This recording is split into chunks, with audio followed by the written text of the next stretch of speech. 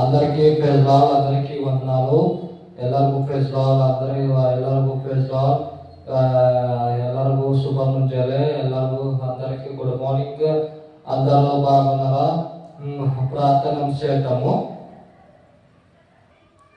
ಪ್ರೀತಿ ಸ್ವರೂಪರಾದ ಪರಲೋಕದ ದೇವರನ್ನ ಬಂಗಾರ ಪಾದಕ್ಕೆ ವಂದಿಸುತ್ತೇವೆ. ಈ ಸಮಯದಲ್ಲಿ ಪ್ರಾರ್ಥನೆ ಮಾಡಕ್ಕೆ ಸಮಯ ಕೊಟ್ಟಿದ್ದಕ್ಕೆ ಸ್ತೋತ್ರ.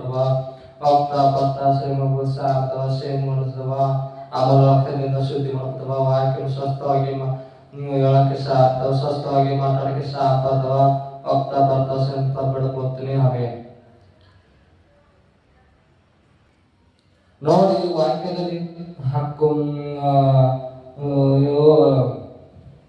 ಮತ್ತೆ ಬರೆದ ಪತ್ರಿಕಾ ಯಾಕೋಬು ಬರೆದ ಪತ್ರಿಕಾ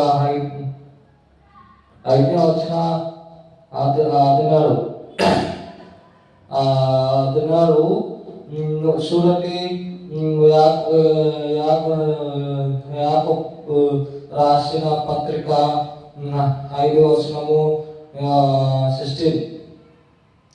ನೋಡಿ,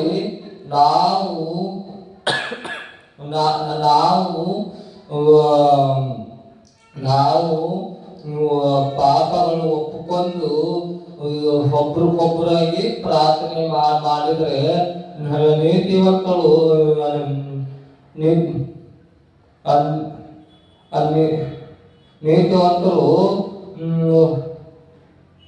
ಸ್ವಸ್ಥತ ಆಗುತ್ತದೆ. ನೋಡಿ ಪಾಪಗಳು ಒಪ್ಕೊಂಡು ಒಬ್ಬೊಬ್ಬರಿಗೆ ಪ್ರಾರ್ಥನೆ ಮಾಡಿದ್ರೆ ಸ್ವಸ್ಥತ ಆಗುತ್ತದೆ. చూడండి, పాపము ఒప్పుకొని ఒకరొకరు ప్రార్థన చేస్తే పరిశుద్ధులు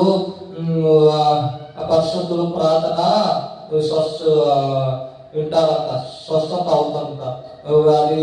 అది ఏమైనా వైరల్ అయినా, క్యాన్సర్ అయినా, మన జ్వరం అని, మన దగ్గు నథింగ్ ಏನೇ ಸ್ವಸ್ಥತ ಆಗುತ್ತೆ. ಒಬ್ಬರು ಪ್ರಾರ್ಥನೆ ಮಾಡಿದ್ರೆ ಅವರು ನಮ್ಮ ಸಂಬಂಧ ಪ್ರಾರ್ಥನೆ ಮಾಡಿದ್ರೆ ಸ್ವಸ್ಥತ ಆಗುತ್ತದೆ. ಪಾಪ ಅವರಲ್ಲಿ ಪಾಪ ಇದ್ರೆ, ನಮ್ಮಲ್ಲಿ ಪಾಪ ಇದ್ರೆ ಸ್ವಸ್ಥತ ಆಗತ್ತೆ. ತನ್ನಲ್ಲಿ ಪಾಪ ಒಪ್ಕೊಂಡು ನಮ್ಮಲ್ಲಿ ಪಾಪ ಒಪ್ಕೊಂಡು ಅವರಾಗಿ ಇದು ಅವ್ರ ಸಲುವಾಗಿ ನಾವು ಪ್ರಾರ್ಥನೆ ಮಾಡ್ತೀವಿ. ಅವರು ನಮ್ಮ ಸಂಬಂಧ ಪ್ರಾರ್ಥನೆ ಮಾಡ್ತಾರ ಗೊತ್ತಿಲ್ಲ, ದೇವ್ರಿಗೆ ಗೊತ್ತಿರಿ. ನಮ್ಮ ಸಂಬಂಧಾಗಿ ಅವ್ರು ಪ್ರಾರ್ಥನೆ ಮಾಡ್ತಾರ, ಅವ್ರ ಸಂಬಂಧ ನಾವು ప్రార్థన ಮಾಡ್ತೀವಿ. చూడండి, వాళ్ళు మా కొరకు ప్రార్థన చేస్తారో లేదో తెలియదు. నేను వాళ్ళ కొరకు ప్రార్థన చేస్తా. చూడండి, వాళ్ళు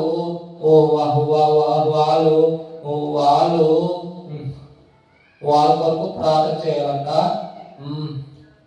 వాళ్ళు మన కొరకు ప్రార్థన చేస్తే నీతివంతులు ప్రార్థన స్వస్థత అవుతారంట. చూడండి, ఎంతో మంది లోకంలో వాళ్ళ కొరకు ప్రార్థన చేయి బాగలేదు, మన కొరకు ప్రార్థన చేయండి అంటే టైం లేదు బ్రదర్, టైం లేదు సిస్టర్ అంటున్నారు. ఎందుకు? నువ్వు అది పాపం, అది ನೆಪ ಹೇಳೋದು ಪಾಪ ಇರುತ್ತೆ. ನೀನು ಅಲ್ಲಿ ಪಾಪ ಹೋಗಿದ್ರೆ, ಪಾಪವು ದೇವರು ಕ್ಷಮಿಸಿದ್ರೆ, ಪಾಪಗಳು ಕ್ಷಮಿಸಿದ್ರೆ ನೀನು ಪಾಪ ಕ್ಷಮಿಸಿದ್ರೆ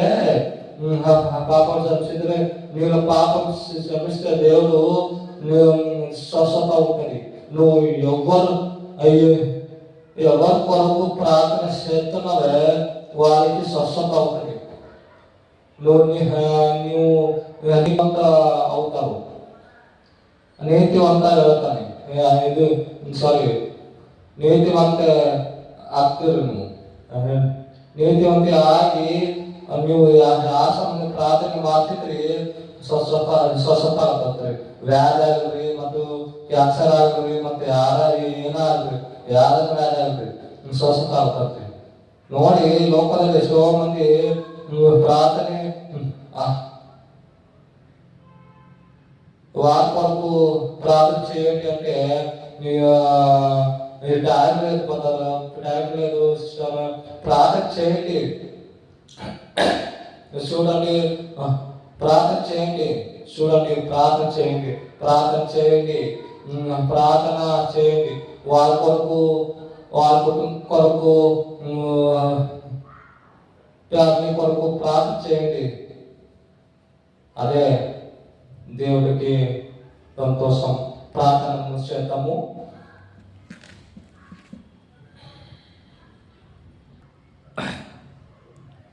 ಪ್ರಾರ್ಥನೆ ಮಾಡೋಣ. ಪ್ರೀತಿಯ ಸರ್ವಪ್ರದಾತ್ಮ ತಂದೆ, ನಿನ್ನ ಬಂಗಾರ ಪದಕ್ಕೆ ಒಂದಂತಪ್ಪ, ಈ ಸಮಯದಲ್ಲಿ ಪ್ರಾರ್ಥನೆ ಮಾಡಕ್ಕೆ ಸಮಯ ಕೊಟ್ಟಿದ್ದಕ್ಕೆ ಸ್ತೋತ್ರಪ್ಪ. ದೇವ ಶಕ್ತಿ, ಧ್ಯಾನ, ಬುದ್ಧಿ ಕೊಡಪ್ಪ. ದೇವ ಯಾರು ಕ್ಯಾನ್ಸರ್ ಇಂದ ಬಾಧೆ ಪಡ್ತಿದ್ರಪ್ಪ, ಮುಟ್ಟಿ ಸ್ವಸ್ಥ ಮಾಡಪ್ಪ.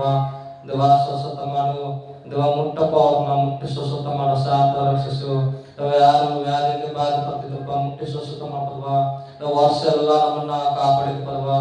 ದೇವ ವರ್ಷ ಎಲ್ಲ ರಾತ್ರಿ ಎಷ್ಟು ರಾತ್ರಿ ಎಷ್ಟು ದಿನಗಳು ಹೋಗಿದ್ವಪ್ಪ. ದೇವ ಎಷ್ಟೋ ನಿಂದಗಳು, ಅವಮಾನಗಳು, ಹೋದ ವರ್ಷ ಏನೇನೋ ದಾಟಿ ಬಂದಿದ್ದು ಪದವ, ಸಾವಿರ ತಪ್ಪಿಸಿ ಬಂದಿದ್ದಪ್ಪ. ದೇವ ನೀನೇ ಪದವ, ನೀನಿದ್ರೆ ನಾವು ಬದುಕಕ್ಕಾಗತ್ತ ಪದವ, ನೀವು ಕೈ ಬಿಟ್ಟರೆ ನಾವು ಬದುಕಕ್ಕಾಗತ್ತ ಪದವ. ದೇವ ಸಾಥ ರಕ್ಷಿಸು.